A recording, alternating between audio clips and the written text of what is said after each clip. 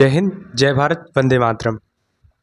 अभी आप लोग मीडिया में देख रहे होंगे इतनी समय कि राहुल गांधी कह रहे हैं कि इलेक्शन कमीशन जो है वो वोट चोरी करवा रहा है और बीजेपी वोट चोरी कर रही है, फेक वोटर्स वो लोग बना रहे हैं। तो क्या ये सही है? इसका मतलब रायबरेली में भी फेक वोटर्स होंगे, मैनपुरी में भी होंगे, हर जगह फेक वोटर्स होंगे। देखिए, ये वीडियो लंबा जरूर होगा लेकिन आप इसको अंत तक जरूर देखें। बात कुल मिला के यह है कि जब भी कोई सत्र चालू होता है, यानी पार्लियामेंट का कोई भी सेशन चालू होना होता है, विंटर समन मानसून और या भी कोई हमारे जो निर्मला सीतारमन है उस पर डिस्कस करते हैं, तो हमारे जो भी सीज़न होते हैं पार्लियामेंट के, कुछ जितने भी सत्र होते हैं, तो इन लोगों का केवल मोटो ये रहता है कि हमको सत्र में ना जाना पड़े, देश के विकास में कोई भी बात या उठाना या चर्चा ना करने को पड़े, तो वो लोग क्या करते हैं, ये ड्रामा करते हैं, धरना प्रदर्शन करना शुरू कर देते हैं। ठीक, तो देश के विकास में कोई किसी को फ़र्क ही नहीं पड़ता है, चाहे वो सत्ताधारी पार्टी हो चाहे वो विपक्ष पार्टी हो। ठीक, दूसरा मैटर ये है कि हर बार का ड्रामा हो गया है, कभी कुछ कभी कुछ, कभी किसी ने किसी की नाक तोड़ दी, कभी किसी ने किसी को धक्का दे दिया, कभी किसी ने पार्लियामेंट पे थूक दिया, तो इसके लिए पूरा हंगामा ये लोग खड़ा करते हैं और जनता को गुमराह करते हैं। अब हम लोग बात पे आते हैं कि इलेक्शन कमीशन क्या चोरी कर रहा है, इलेक्शन कमीशन की क्या कमियां हैं, इलेक्शन कमीशन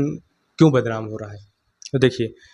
जब बैलेट पेपर चलता था तब राजीव गांधी जी ने कहा था कि बैलेट पेपर को हटाया जाए क्योंकि बैलेट पेपर से धांधली होती है, बैलेट पेपर को हटाया गया। अब बेटा आया है, बेटा प्रधानमंत्री नहीं बन पा रहा है, तो बेटा कहता है कि वीपैट ईवीएम का सिस्टम खराब है, इलेक्शन कमीशन खराब है। ठीक है, कुछ दिन पहले चौकीदार चोर था, अब इलेक्शन कमीशन चोर है, आने वाले समय में कहेंगे जनता ही चोर है। दूसरी बात, जो इन्होंने लिस्ट दिखाई है, क्या वो सही है या फेक है या जनरेट की गई है? मैं आपको पूरा तथ्य बताता हूँ क्योंकि मैंने भी कई लोगों के वोटर आईडी बनाए हैं।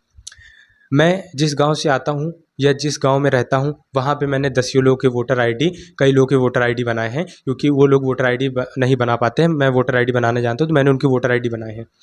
पहली बात, गांव में शहर जैसे हाउस नंबर अलॉट नहीं होते हैं, गांव में केवल नाम से ही जाना जाता है कि इनका घर कहाँ पे है, लोग बता देते हैं, वो पहुंच जाता है, कोई भी सामान या ऑर्डर आता है, कोई भी लोग आते हैं।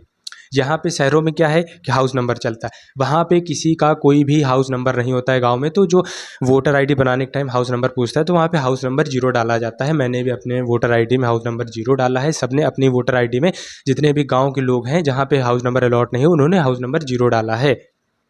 ठीक, अब जो इन्होंने कहा है कि एक एक व्यक्ति के 4-4 जगह से वोटर आईडी रजिस्टर्ड है, ठीक है, बिल्कुल मैं आपका इस बात पे समर्थन करता हूँ, इसमें इलेक्शन कमीशन की बहुत ही बड़ी नाकामी है, गलती है। तो जो इलेक्शन कमीशन के 3-4 जगह से लोगों के नाम रजिस्टर्ड हैं, एक ही व्यक्ति के, जैसे मैं हूँ तो मेरा 3-4 जगह नाम रजिस्टर्ड है, यानी कि मेरे गाँव में भी, मेरे शहर में भी, और मैं जहाँ रहता हूँ मेरा वर्क प्लेस है। तो देखिए, ऐसा होता क्यों है कि मैं जब जिस गांव में रहता हूं तो वहां पे मैंने अपना वोटर आईडी अप्लाई किया है, मेरे प्रधान ने करवा दिया वोटर आईडी के लिए, वहां पे मेरा एक वोटर आईडी आ गया। अब जब मैं शहर में आया पढ़ाई के लिए तो वहां भी मेरा वोटर आईडी किसी वजह से मुझको बनवाना पड़ा या किसी ने बनवाया। ठीक, 2 वोटर आईडी हो गए। अब मैं जब पढ़ाई लिखाई कंप्लीट करके कहीं जॉब करने गया तो वहाँ भी वोट के लिए वोटर आईडी बनवा दी गया, अब 3 वोटर आईडी हो गए। लेकिन अब मैं दूर दूर हूँ, तो इतनी जल्दी वोट डालने कैसे जा सकता हूँ? और जो इंक लगी होती है, वोटिंग के बाद लगती है, तो वो इतनी जल्दी इरेज ही नहीं हो सकती है, आप कितना भी ट्राई कर लें, 1 घंटे या 4 घंटे में भी वो आप इरेज नहीं कर सकते हैं। ठीक है, तो वोट एक आदमी एक ही जगह डाल सकता है। अब फॉर एग्जांपल मैं बताता हूँ कि मान लीजिए मैं कानपुर में रहता हूँ, मेरा वोटर आईडी वहाँ से भी बना हुआ है, मैं लखनऊ बाराबंकी में पढ़ाई करता हूँ या काम करता हूँ, वहाँ पे भी मेरा वोटर आईडी बना है, तो मैं दोनों जगह ट्रैवल भी कर सकता हूँ, मैं सक्षम हूँ। मान लीजिए मैं कानपुर से वोट डाल के लखनऊ आ गया, लेकिन वो इंक मैं हटा नहीं सकता हूँ, उसमें ऐसा केमिकल पड़ा होता है कि वो इंक आप चाहे जितना भी कोशिश करें वो नहीं हट सकती है। और आप 2 जगह से वोट तो बिल्कुल ही नहीं डाल सकते हैं क्योंकि इतना चेकिंग होती है। तो ये जो मूर्खता वाली बातें हैं, जो देश के विकास से भटकाने वाली बातें हैं, तो कृपया इनको सुधारें, क्योंकि जो भी आजकल इंडिया में नाकामी हो रही है, डेवलपमेंट धीमा है, केवल वो डेवलपिंग कंट्री के तौर पे ही जाना जा रहा है, तो वो इसलिए है कि हमारे इंडिया में एक अपोजिशन ढंग का नहीं है। सत्ताधारी पार्टी कोई भी हो, वो जब भी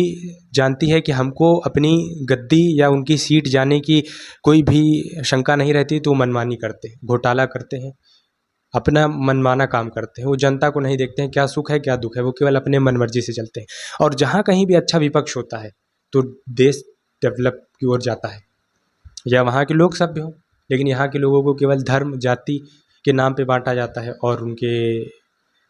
भड़काया जाता है कि आप एससी हो तो आप भीम वाले हो, आप ठाकुर हो तो राम वाले हो, आप ब्राह्मण हो तो परशुराम वाले हो, और आप यदुवंशी हो तो कृष्ण वाले हो, आप किसी एक पार्टी के हो, ठाकुर ब्राह्मण हो एक पार्टी के हो, आप भीम के हो तो एक पार्टी के हो। ये आपको विकास से भटकाने की बातें कर रहे हैं केवल, बस यही तथ्य रहा है। क्योंकि हमने सबको देख लिया है कि जो हिंदू के नाम पे बनते हैं वो भी हिंदू का कुछ ढंग से कल्याण नहीं करते हैं, और हिंदू के मन में ये रहता है कि देश का विकास हो। तो इसीलिए कृपया आप नेताओं की बातों में ना आएं, आप अपने प्रश्न और अपने जो भी मांगे हैं उनको डिमांड पे लाते रहें।